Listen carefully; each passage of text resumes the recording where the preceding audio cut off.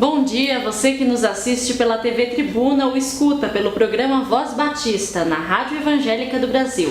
Uma ótima quinta-feira a todos e todas. Essa semana temos refletido e conhecido os princípios batistas. Entre eles está a separação entre igreja e Estado. O pastor João Marcos Florentino, secretário-geral da Convenção Batista de Pernambuco, tem uma palavra sobre a declaração política das igrejas batistas. Confira. Bom dia, meus amigos, queridos irmãos, que a graça e a paz de Jesus esteja sobre todos nós nesse dia. Durante todo o processo eleitoral, a nossa convenção é procurada para declarar a sua posição acerca da eleição, se apoia este ou aquele candidato. E pensando nesse tema, o Conselho Geral da Convenção Batista de Pernambuco aprovou em 2012 uma declaração sobre a nossa posição política partidária e eu gostaria de declará-la para os irmãos agora, para que os irmãos tomem conhecimento. Diz assim: nós que fazemos a Convenção Batista de Pernambuco, uma organização de natureza religiosa com fins não econômicos, que aceita as Sagradas Escrituras como única regra de fé e prática e adota a declaração doutrinária da Convenção Batista Brasileira, constituída de um número ilimitado de igrejas evangélicas batistas, reconhecemos a autonomia de nossas filiadas, sendo nossa relação com esta de natureza cooperativa e expressada na forma de recomendações, ressalvadas as questões doutrinárias. Dessa forma, vimos há pouco trazer as seguintes declaração e recomendações. Declaramos que, como Convenção Batista de Pernambuco, não temos ligação ou compromisso com nenhum partido político ou candidato para as eleições, sejam elas municipais, estadual ou nacional. B. Recomendamos às nossas igrejas que incentivem a seus membros a exercerem a sua cidadania votando com justiça e seriedade e responsabilidade. Recomendamos que líderes das igrejas locais e denominacionais que, ao decidirem participar diretamente em um processo eleitoral, se licenciem de suas funções eclesiásticas para que não haja conflito de interesses. Recomendamos aos pastores que observem o que diz o Código de Ética da Ordem dos Pastores Batistas do Brasil, em seu artigo 25, incisos descritos a seguir. Em relação à sociedade, o pastor deve praticar a cidadania cristã responsável, sem engajar-se em partidos políticos ou atividades políticas que não sejam éticas, bíblicas ou prudentes. Dar apoio à moralidade pública na comunidade por intermédio de testemunho profético, responsável e de ação social.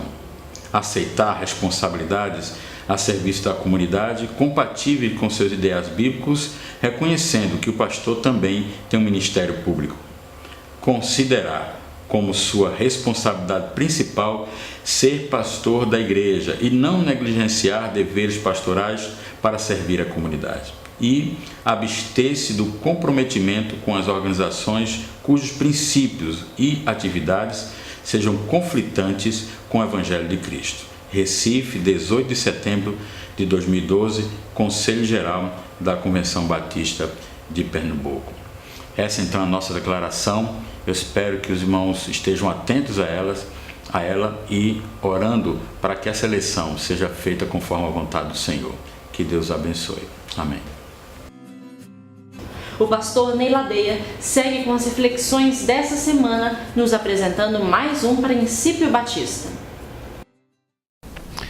Meu amigo, como é bom poder chegar até você através do programa Proclamação, que é um programa levado ao ar pela Convenção Batista de Pernambuco. E aqui temos a oportunidade de fazer conhecido um pouco mais do que é o povo batista, do que é o trabalho batista, e o trabalho realizado pela Convenção Batista de Pernambuco especificamente.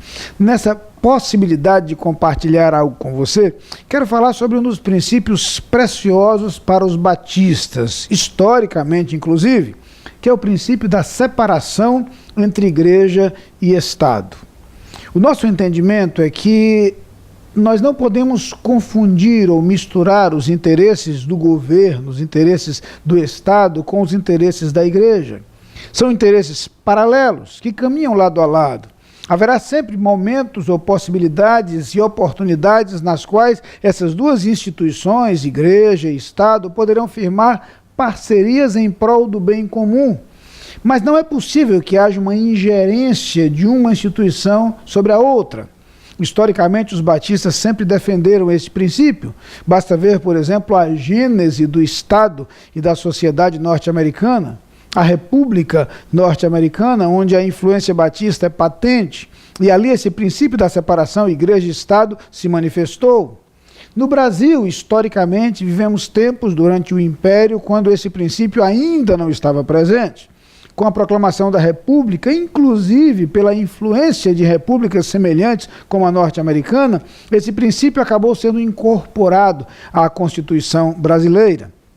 E conquanto nem sempre esse princípio seja observado, temos que reconhecer isso e admitir, até pelos aspectos da formação histórica do povo brasileiro e da influência histórica, principalmente do catolicismo, a verdade é que nós defendemos a tese de que igreja e Estado devem caminhar paralelamente, sem que um interfira no trabalho do outro, nem no funcionamento do outro. São missões diferentes, são finalidades diferentes, são projetos diferentes. E como mencionei no início, haverá sempre momentos ou oportunidades nos quais a igreja e o poder público poderão caminhar, sim, lado a lado, na promoção de projetos comuns, projetos que sejam benéficos para a sociedade, mas sem que haja uma intervenção entre eles. Acreditamos, sim, claramente, que a igreja tem seu projeto, sua proposta e seu trabalho. Que o governo tem seu projeto, sua proposta e seu trabalho, com finalidades distintas, conquanto paralelas em muitos aspectos, sem que haja uma ingerência e intervenção sobre elas. É por isso que normalmente nas igrejas batistas sequer se percebem campanhas claras de vínculo a esta ou aquela proposta ideológica e principalmente político-partidária. Nós cremos claramente que instituições sérias devem trabalhar pelo bem comum. A igreja em sua área específica de atuação, o Estado em sua área específica de atuação. Até porque a igreja precisa preservar sua voz profética, a capacidade de falar contra as injustiças sociais, a liberdade para falar contra os erros cometidos por instituições.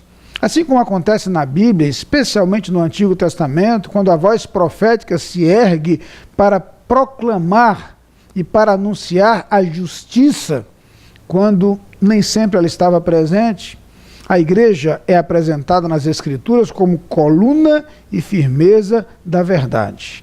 E para que essa verdade jamais esteja comprometida, para que essa verdade jamais esteja impedida de se manifestar por vínculos político-partidários, é imprescindível que a igreja preserve sua liberdade, preserve sua independência para caminhar lado a lado com os poderes públicos na busca, na preservação dos interesses coletivos e do bem da sociedade, sem que para isso ela se prenda e se amarre a vínculos e compromissos que dificultem sua liberdade de atuação. Como batistas, entendemos que a igreja tem seu propósito: anunciar a mensagem de Jesus Cristo, que muito além de proporcionar a felicidade terrena, proporciona também vida eterna. Jesus propõe vida em abundância. Portanto, além dos interesses de uma vida social muito mais adequada e muito mais feliz, a mensagem anunciada pela igreja é a mensagem que se projeta para a eternidade, a vida eterna em Cristo Jesus. Que o Senhor os acompanhe durante toda essa quinta-feira, provendo tudo quanto for necessário e nos dando consciência para que, tendo pão, não falte o irmão. Uma ótima quinta-feira a todos, a paz e o amor de Cristo.